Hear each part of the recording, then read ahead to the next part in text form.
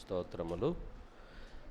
ఈ మూడవ దినం చివరి తరగతి బైబిల్ తరగతిలో పగటి వేళ చివరి పాఠాన్ని మేము వినుచుండగా తోడుగా ఉండమని, విలువైన వాక్కులతో మా హృదయాలు నింపుమని, విని గ్రహించి అనుసరించడానికి కృప చేయమని యేసు ద్వారా అడుగుచున్నాము తండ్రి. ఆమేన్. 3:20 అయిపోయింది. 4:20 కల్లా ముగించుకుందాం. ఈ సమయంలో మనం నేర్చుకునే పాఠం, ఏ నరుడు దేవుని యందు అతిశయించకూడదు. ఎందుకు? ఏ నరుడు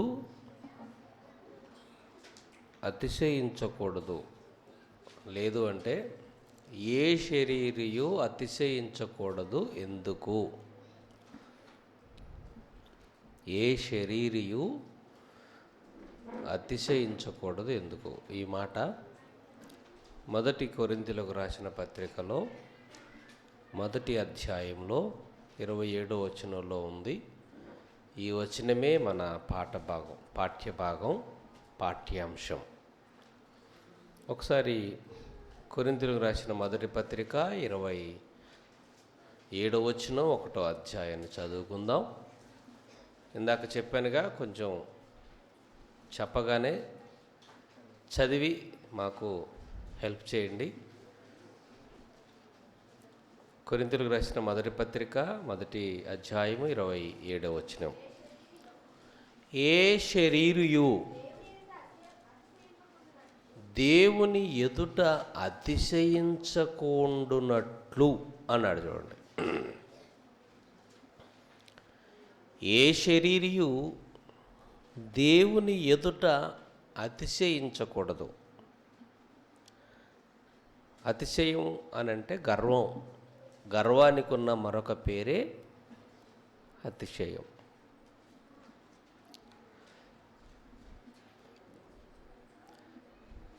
కాబట్టి ఏ శరీరం కూడా అతిశయించకూడదట. ఎందుకు?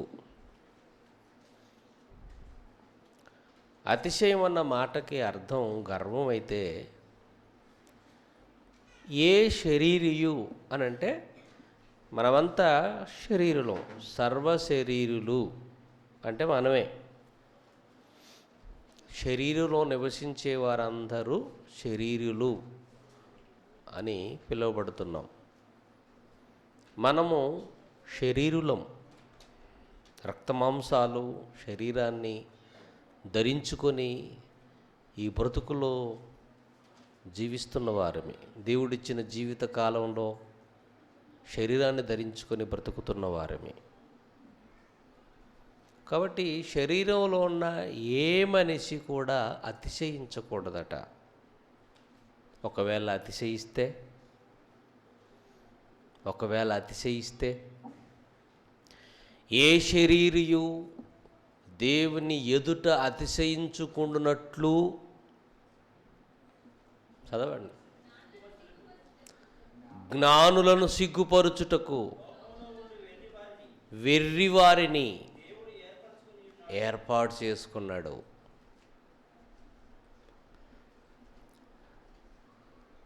ఏ శరీరి దేవుని ఎదుట అతిశయించుకుంటున్నట్లు, ఈ లోకంలో జ్ఞానులనేవారు ఎవరైనా ఉండి అతిశయిస్తే వారిని సిగ్గు కలిగించటం కోసం దేవుడు ఏం చేస్తారట? వెర్రివారిని ఏర్పాటు చేసుకుంటారంట. అంటే జ్ఞానానికి వ్యతిరేకం ఏంటి? అజ్ఞానం, జ్ఞానం లేకపోవటం. కాబట్టి కొంతమంది జ్ఞానంతో అతిశయిస్తూ ఉంటారు. అలాంటి జ్ఞానంతో అతిశయించే వారిని సిగ్గుపరచుటకు మరొక జ్ఞానిని దేవుడు పిలిచి వాళ్ళకి సిగ్గు తెప్పించడట. వెర్రివారితో సిగ్గు కలిగిస్తాడట. ఎప్పుడిది?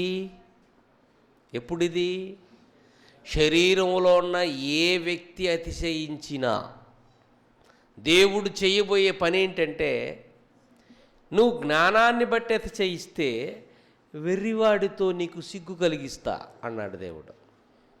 తర్వాత మాట చూడండి ఎంత బాగుంటుంది. ఇంకా ఎన్నికైన వారిని వ్యర్థము చేయుటకు. ఎన్నికైన వారిని అంటే క్వాలిఫైడ్ పర్సన్స్. ఏవండి? Qualified persons. ఎన్నికైన వారిని సిగ్గుపరుచుటకు. లోకములో నీచులు, ఎన్నిక లేని వారిని దేవుడు ఏర్పాటు చేసుకుంటాడట. అంటే మనిషికి అతిశయం రావటానికి కారణం ఏమిటంటే, ఒకటి జ్ఞానం, రెండు స్ట్రాటజీ, అంతే కదండి, వారి యొక్క స్థితిగతులు. మనిషిలో అతిశయం, గర్వం అనేది రావటానికి కారణం ఏమిటంటే, ఒక స్థితిలో ఉండటం, ఒక స్థాయిలో ఉండటం, గొప్పవాళ్ళుగా పేరు రావటం, పేరు ప్రఖ్యాతులు లోకంలో ఉండటం, లేదంటే ఒక క్వాలిఫైడ్ పర్సన్గా ఉండటం, జ్ఞానిగా ఉండటం, వీరుడిగా ఉండటం, ధనవంతుడిగా ఉండటం, అందగాళ్ళగా ఉండటం, అందగత్తెలుగా ఉండటం,